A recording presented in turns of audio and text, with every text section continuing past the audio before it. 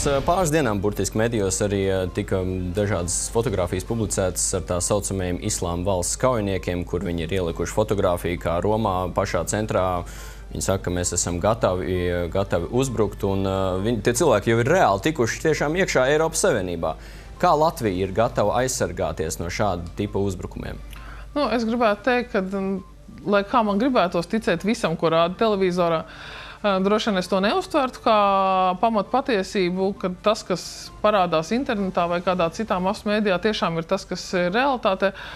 Tās ir katras valsts drošības un tiesību aizsardzības iestāžu izaicinājumi ar šīm te parādībām cīnīties. Tā kā arī Itālijas gadījumā, ja tiešām Itālijas tiesību aizsardzības iestādes redz, ka tāda situācija ir, tad viņiem, protams, kā es teicu, ir galvenokārt sadarbība ar šiem te kolēģiem gan Āfrikas kontinentā, gan arī, protams, izlūkošanas informācija, kas apstiprina vai noliedz tādus faktus. Un es vēlreiz saku, arī Latvijā tas ir tieši tāpat, jo mēs neesam izolēti no mūsu sadarbības partneriem, un ja tāda operatīvā informācija ir, tad, protams, mēs ar viņu apmainamies un šādas indikācijas vienmēr novērsīsim, ja tas būs iespējams. Protams, nekad nevar izslēgt individuālas provokācijas. Bet mēs neesam pašlaik tādā tā kā komforta zonā, ka Latvijā ir zems terorisma līmenis, jo mums ir ļoti daudz gadījumu, kad mēs no sākuma kaut ko pieļaujam, ka notiek kaut kas slikts, un tikai pēc tam domājam, kādā veidā tas varēja notikt un kā to nepieļaut nākotnē. Vai šajā gadījumā arī Latvija jau nav tādā nedaudz komforta zonā un nav pietiekami gatava?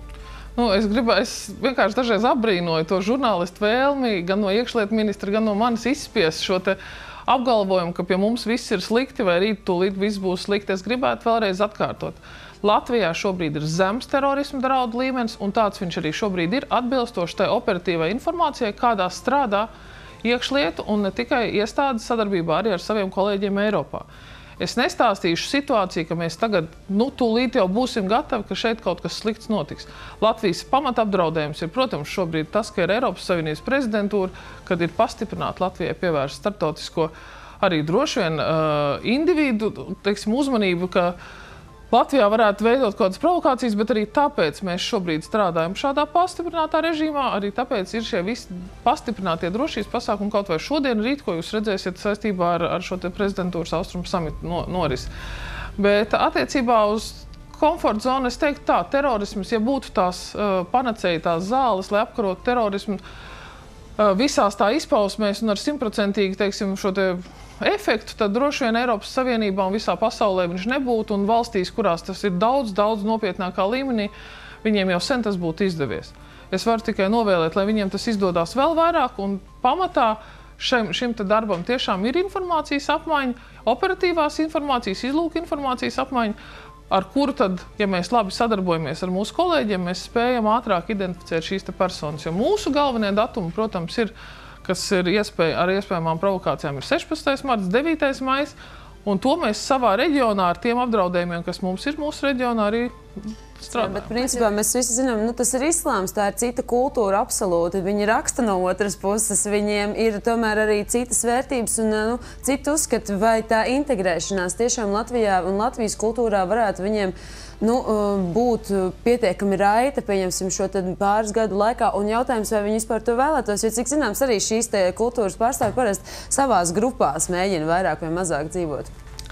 Es varu teikt, ka tā pirmā indikācija, ja mēs vispār runājam par to, kas varētu būt šie te cilvēki, tad tā pirmā indikācija ir kuluāru sarunās, ka tie kā reiz ir kristieši cilvēki, kas bēg no Sīrijas kara, kur viņi tiek vajāti šīs te kristīgās pārliecības dēļ. Un, tātad tas būtu tā kā pirmā atbilde uz to, jo, kā es teicu, mēs runājam tiešām nevis par ekonomiskiem bēgļiem, kas meklē vienkārši labākus dzīves apstākļus un, protams, meklē vietu, kur ir šī te viņu kopiena, kas jau strādā, kas jau var palīdzēt, bet runa tiešām iet par cilvēkiem, kas bēg no kara, un tur tā vajāšana ir parasti, principā, reliģijas dēļ, reliģiskās pārliecības dēļ. Tā kā pirmā indikācija ir, ka tie ir kristieši, bet es gribu tikai teikt arī to, ka cik arī viss šā izpēta liecina, tad tie reti, kad ir ļoti zema līmeņa, tur, ja mēs vispār varam runāt par darbspēku, bet principā tie ir cilvēki, kas ir ar izglītību, kas runā vismaz angļu valodā, un tā kā viņi ir principā spējīgi integrēties.